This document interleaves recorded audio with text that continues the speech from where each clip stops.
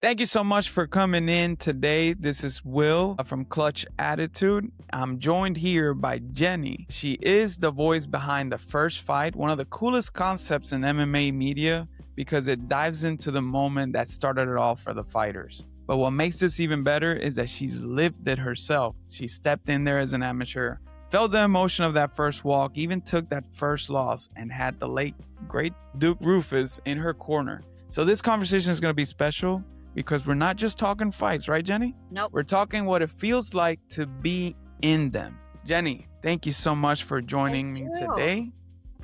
Thank you for How are you today? I am good. Ready to talk fighting. Perfect. Am too. I mean, hey, exciting card. UFC 327 gave us a bunch of moments, great moments, and we saw Costa coming back and having a great moment. We did see GD Prohaska go crazy, and we're going to talk a little bit about that, right? Because that's what I wanted your collaboration to be. I wanted you to come in and tell me, in your perspective, what was going through Jiri's mind, right? But before we get into UFC 327, I want to start with your first fight, and we're going to take a little bit of time with this. What emotion do you still remember from that night? Fear. All right. I have a preoccupation with this just because my experience was so out of body, and that's why I went on interviewing other fighters, because I wanted to know if they felt the same way about that experience. So I think it's rooted in me feeling like an imposter, and I wanted to know if these great fighters were afraid too, and turns out they are. Everyone is. So I've heard multiple fighters over the years say they fantasize that the lights would go out in the gym or the arena, or the fight would be canceled last minute. So it wasn't just me. I know. And I watched it in your podcast, heard it. One thing you talked about was that all of a sudden you're fighting, and when the door got shut and all that, and all of a sudden you can see everything slower. Yeah. Tell me what that moment was, and right then and there, did you start note-taking in your mind? Is this what I'm gonna feel like? What went through your mind right then and there when everything got slower, everything got smaller? Yeah, it's bizarre because, every day you worry about little unimportant things. And then fighting is like the moment in between things. And everything is real, more vivid, more colorful than everyday life. And time moves differently, and everything else feels like a blur compared to when you're fighting. I think it's in the category of having a baby, giving birth. It's like a life experience that brings you kind of to a primal state, perhaps. It's hard to explain. And it gets easier the more you do it. I would say that it's still, everyone describes it similarly, I would say. Yeah, no, I heard you compare it to jumping off a plane. Yeah. I heard so many comparisons. I've never been in a fist fight in my life. Yeah. Never been in a fist fight in my life. I've been close to a couple ones, but I'm more of, the mediator, right? So I wanted to hear your, or actually capture it here in this video, what it felt like, right? Whenever you were in that first fight. I know it was a loss, so that's why I wanted to ask you, did losing teach you something that winning never could? Especially on that first fight. I mean, it's how bad that you want it. It's easy to do it when you're successful, and you see that a lot in fighting, where there's fighters that are killing it on the amateur scene, regional scene, and then they don't really face adversity until they're at a high level, which isn't always a good thing. You have to love it to do it even when you lose. And not everyone does when they lose and they fall off. Well, you also felt it right then and there in your first fight whenever, you thought you won, the corner thought you won, the ref thought you won, but all of a sudden the other person gets the win. And I'm sure that was kind of if a little bit of frustration for you, but at the same time, a little bit of relief because hey, I know I did something right on this one that everybody thought that I won. Yeah, I mean, it is on my face, so that was good. You don't know what you're gonna get out there with people, but, I think the a lesson from that is which I struggled with throughout my whole time fighting, was judging relies heavily on kind of body language, and if they're just pressing forward, even if they're not effective, they're usually gonna win. So, being someone that likes to it's hard to win fighting backwards, put it that way, even if That you're is true. oh, Well, I we was saw it on this card too. I mean, Taco Padilla, in my opinion, won that fight, right? And then when Mhm, we go back to the scorecards of the judges, they gave Medeiros, two of the judges gave Medeiros that first round. Taco Padilla outscored him everywhere, right? His body, his legs, and also his head. 46 to 27 strikes mhm. or 40 to 27. And the body language, I mean, what can we think? I mean, he got elbowed in the face, got clipped with, got opened up on in the forehead. Maybe they took that as, hey, that was enough to win the round. I Well, don't know. maybe too, I feel like they're judging damage more, but, the judges don't always get it right, and they don't always do it themselves too, so you have to take that into account as well. They don't always know the more technical approaches to fighting, and they fall for the same things that the crowd falls for sometimes. There you go. So, hey, before we get back on UFC 327, I want to ask you one question. I actually watched PFL Chicago. I was bummed out. All right, so my roots, I'm from Puerto Rico, and Mhm. I've always been a fan of Sergio Pettis, Yeah. Anthony Pettis. I actually am at the moment watching a lot of APFC, who is Yeah. they have this amateur Puerto Rican champion now, Mhm. and I'm watching a lot of APFC. I know you got roots with the Pettis brothers and Duke Rufus. I wanted to ask you, what did and again, if you feel uncomfortable with this question, of course, we can skip it, but what did Duke say that stayed with you forever? Oh my goodness. There's a lot of things he said. I know. Depends about what. Fighting, he definitely taught me a lot. You're only as good as your last fight. He taught us a lot about the industry and what you had to do to be successful, like utilizing social media. Being entertaining was a big thing. Obviously, you can tell with fighters like Sergio and Anthony, they kind of embody that entertainment wow factor. And Duke kind of was one of the first kickboxing fighters, coaches that crossed over to MMA. And he really had a good grasp on the industry from I mean, I was there probably 12 years ago, so even then, he had a good grasp on the industry and taught all the fighters how to find success and the ins and outs of the UFC and really what you have to do. Like, he had a very high bar set as far as the training, being on time, being early, the correct equipment, and just the realities of the business. Like, if you're boring, he was very anti wrestling. There you go. If you're boring, you're not gonna do well. So that He wanted more action. And you can see in his fighters that, they I mean, you can tell by Sergio Pettis's last fight, mhm. that was amazing, right? Yeah, You had a guy wrestling him and he's like, "Man, how can I get rid of this guy?" yeah, And as soon as he had some spacing, he threw that spinning elbow, boom, yeah. slept him. A guy that probably had never been slept, right? That was I was there. My husband fought on that card actually, and I didn't even it was so fast I didn't even see it. But, Yeah.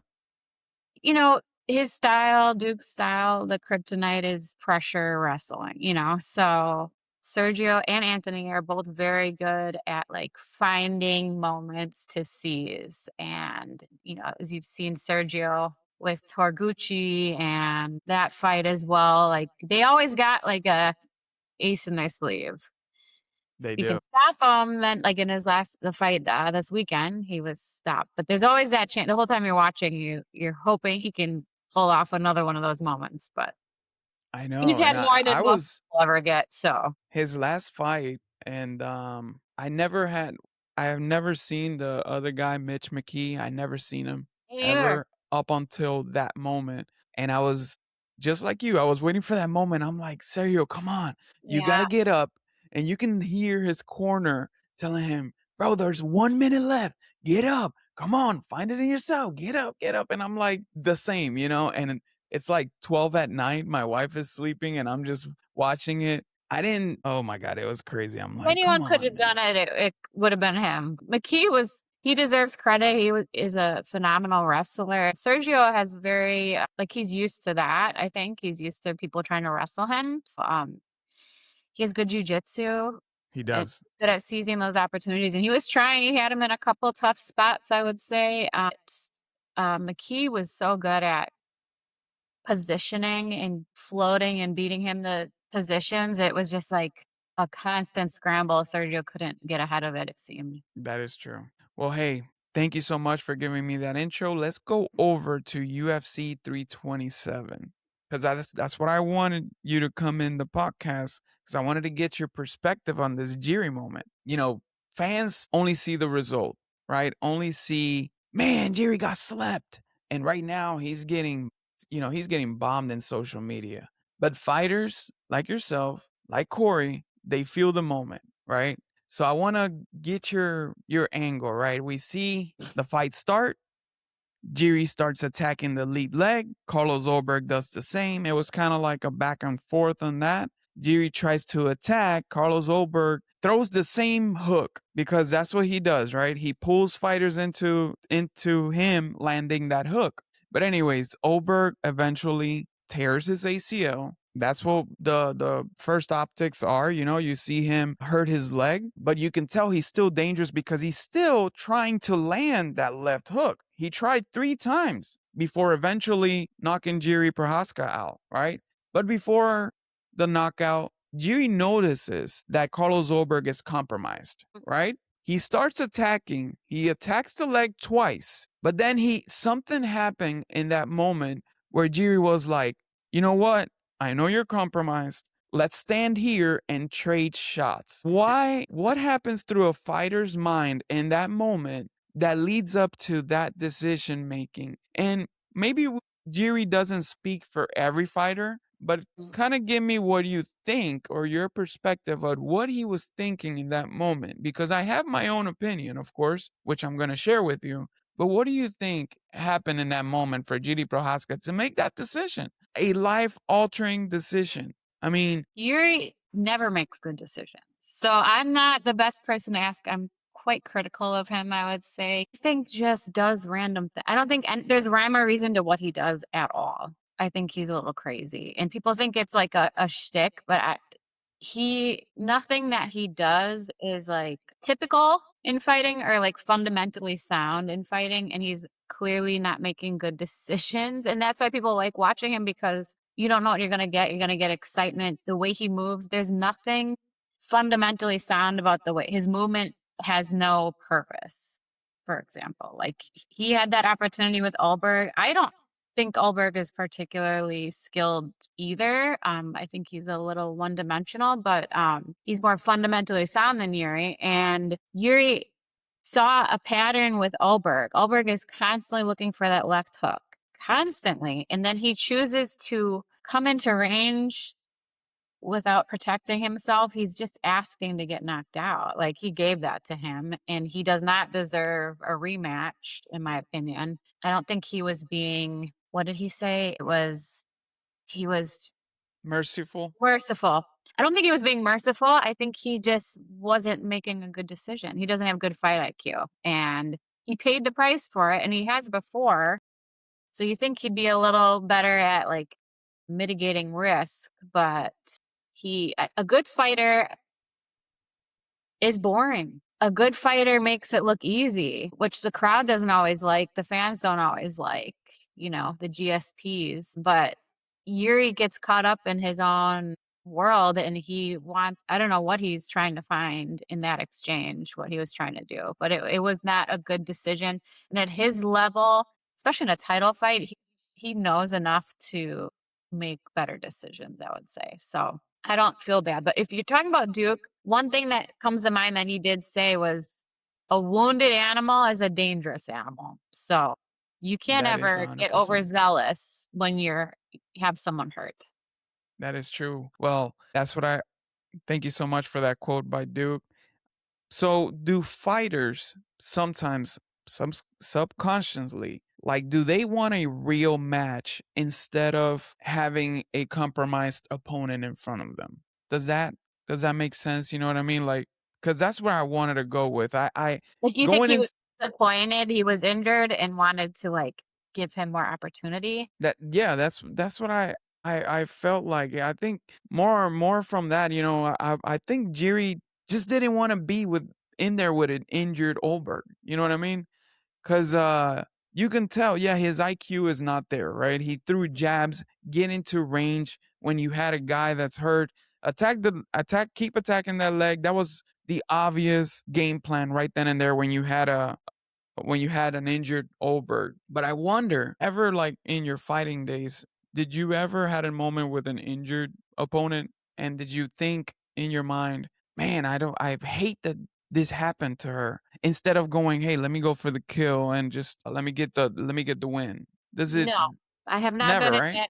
that, situation, but I think my husband and I were talking, like, different fighters' approach. It's funny how you can all be at the same level and approach fighting completely different.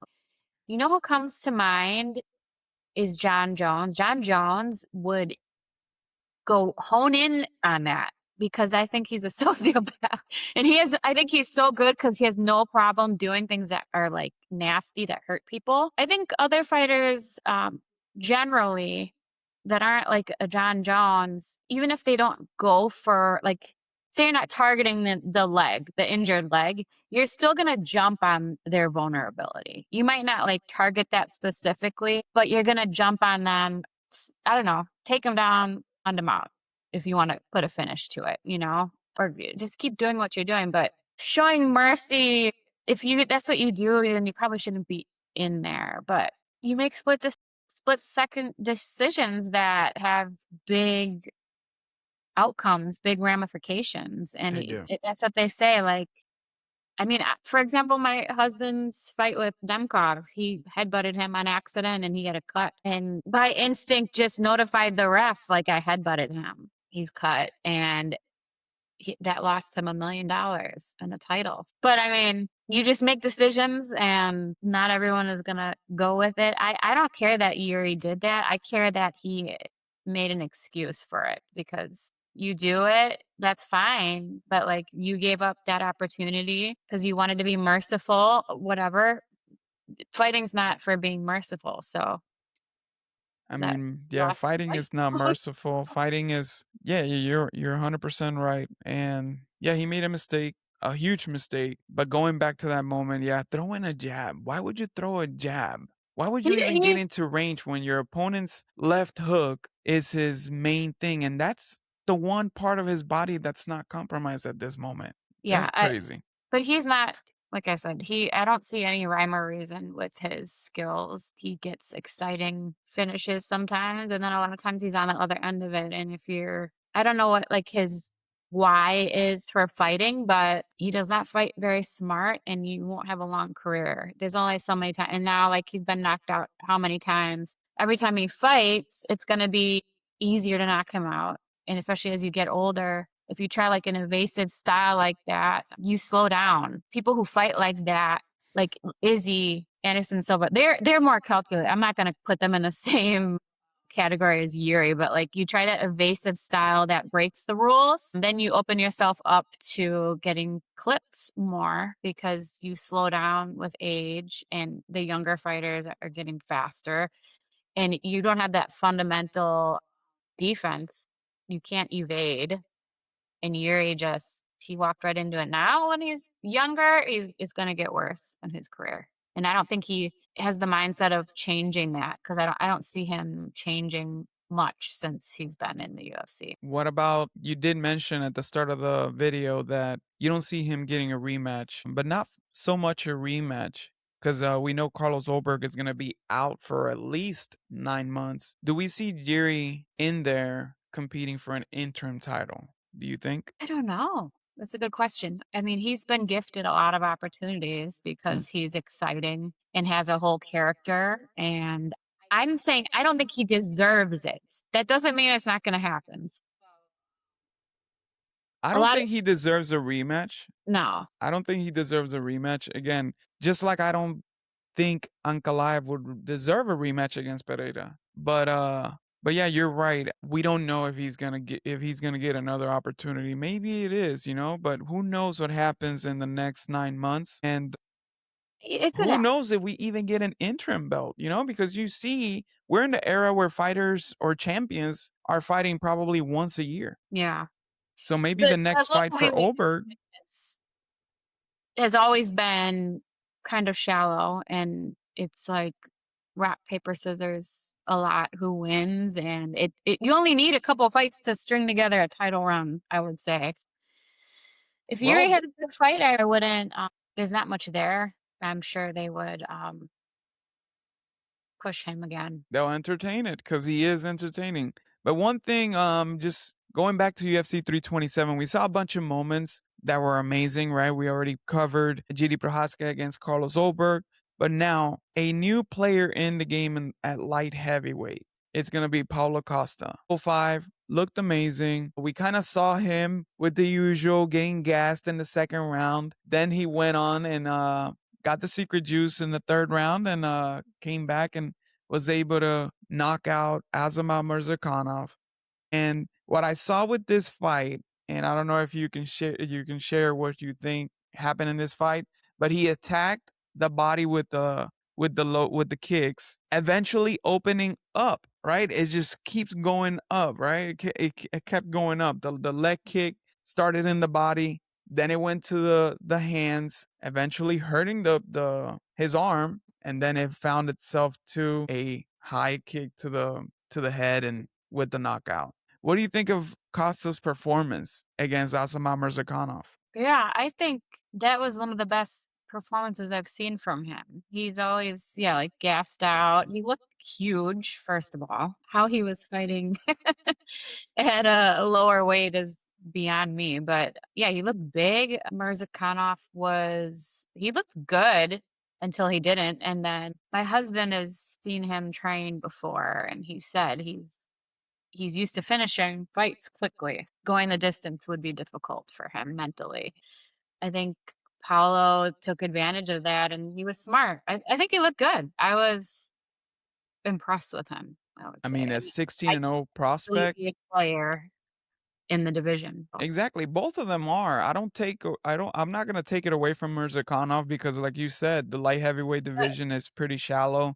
So I'm not going to take it away. I mean, you have Paulo Costa moving up in weight. You know what he brings, probably more power. And he did. Eventually he was able to have enough gas in him to finish the fight. mhm. But yeah, Azamat is still going to compete for that number one contention at some point, because he is a fun fighter. He's a striker, and you want those type of fights. You know what I Yeah. mean? And he I see throws him all fighting against. I see him beating Dominic Reyes, the Johnny Walkers in that division. oh I yeah, see them beating all of those. I It's agree. just, and you know what? Maybe 5 times out of 10 he beats Costa. Mhm. Yeah, I mean, I rewatched that fight after the facts because I was at PFL, and I was surprised Costa won after like watching the first round, looking at it that way because I thought he looked good.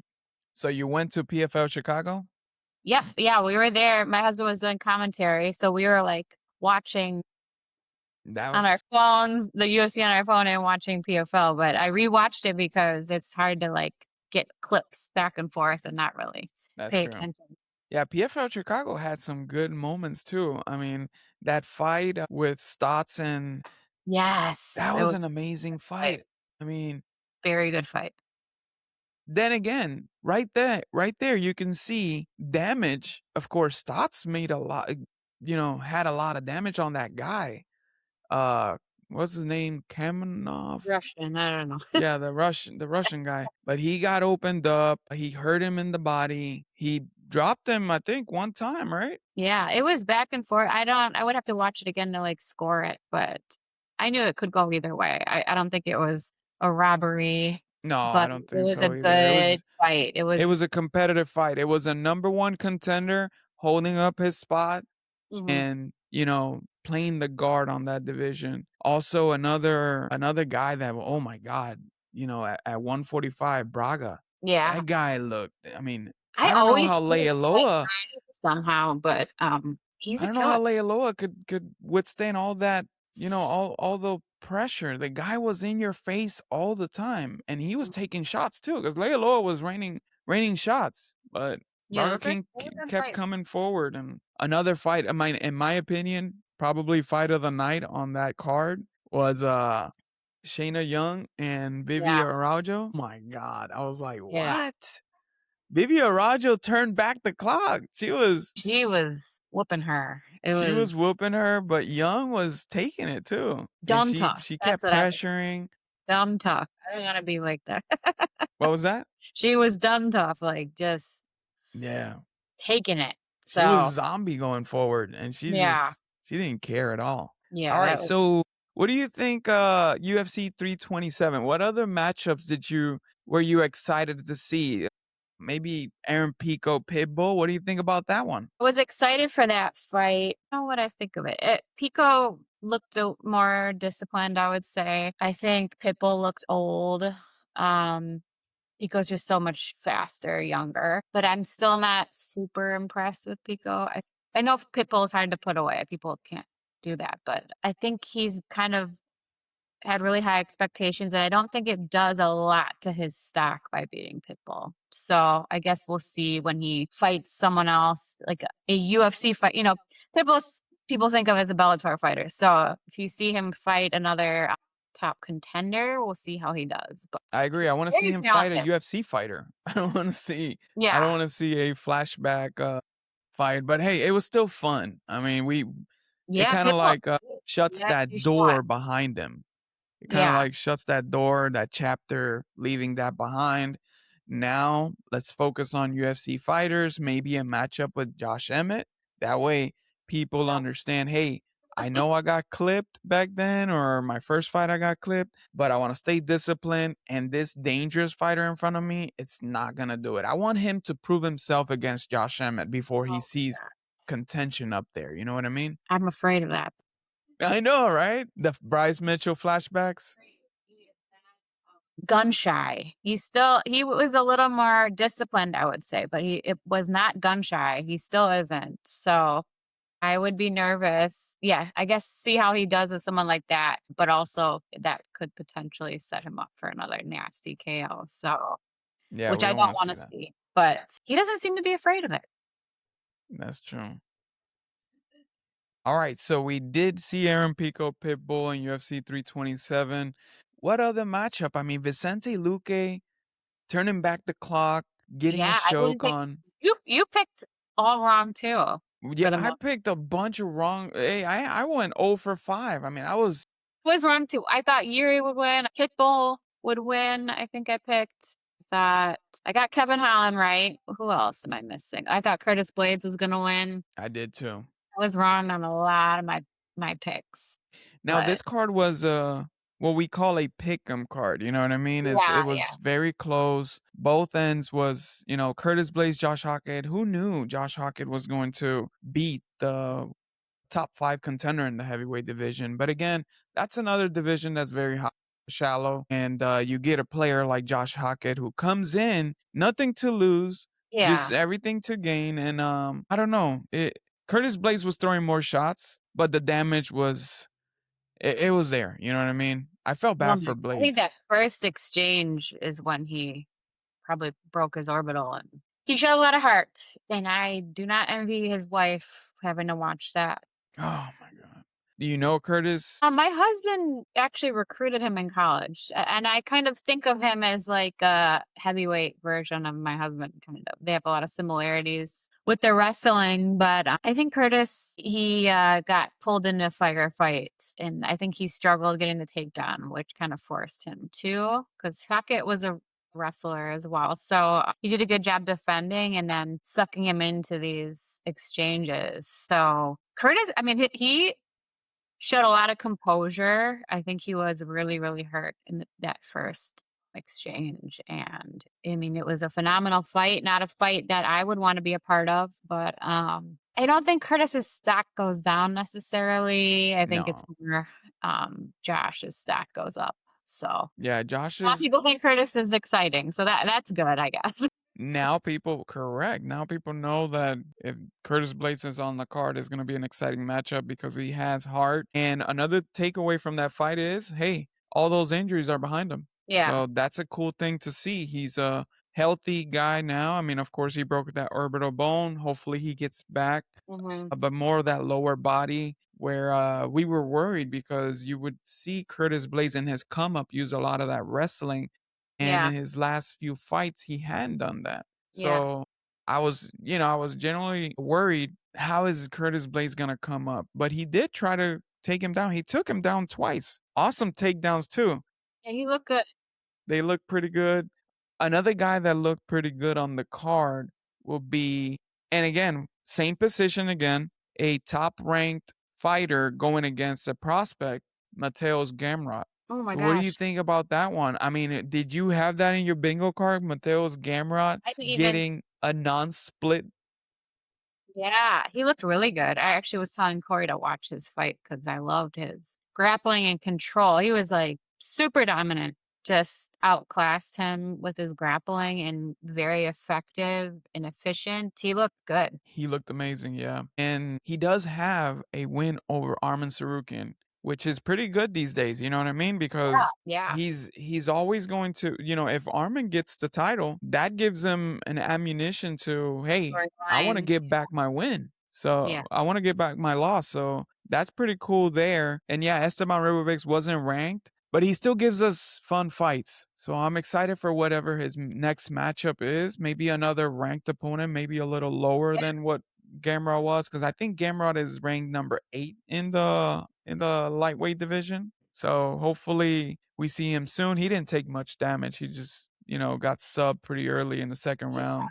Another matchup that was pretty cool against we talked about, you said that you picked Holland to win. I did go with Randy Brown, but at the same day I switched up to Holland and I actually had round 2 Holland sub, and when he had him on that dark choke, I Yeah. was like, "Go, go, go." All of a sudden, Randy Brown escapes, which is crazy. That was a good escape right there. That was a very yeah. That was he was in deep. So Holland, Randy Brown technically looks better than Kevin Holland. Kevin Holland is very unorthodox and doesn't really follow the rules, but he's very, long and kind of it's hard to deal with people like him because they don't follow the rules. So He don't follow the rules, but he's also versatile too. He's yeah, also and he's versatile. He can dangerous on the ground and dangerous on the ground, dangerous on top of you, dangerous on his back. So it was he's a fun fighter. One of my favorite fighters actually. So I don't know why I picked Randy Brown. I just thought that Trailblazer was gonna come in and not be himself, but mm, he was there, except he gassed in the third and they just gave us a hugging round, but that was all.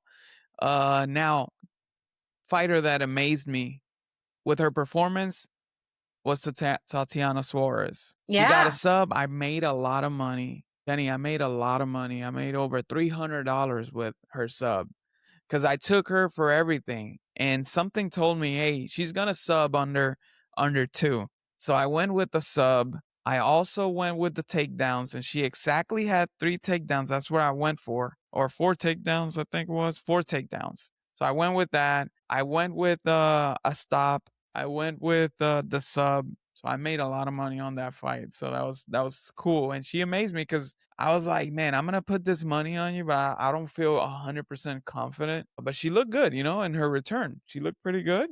You think she gets a title fight next? I'm trying to think of who's ahead of her. I think she's number 1 right now. I don't know if they'll give it to her next because she just fought.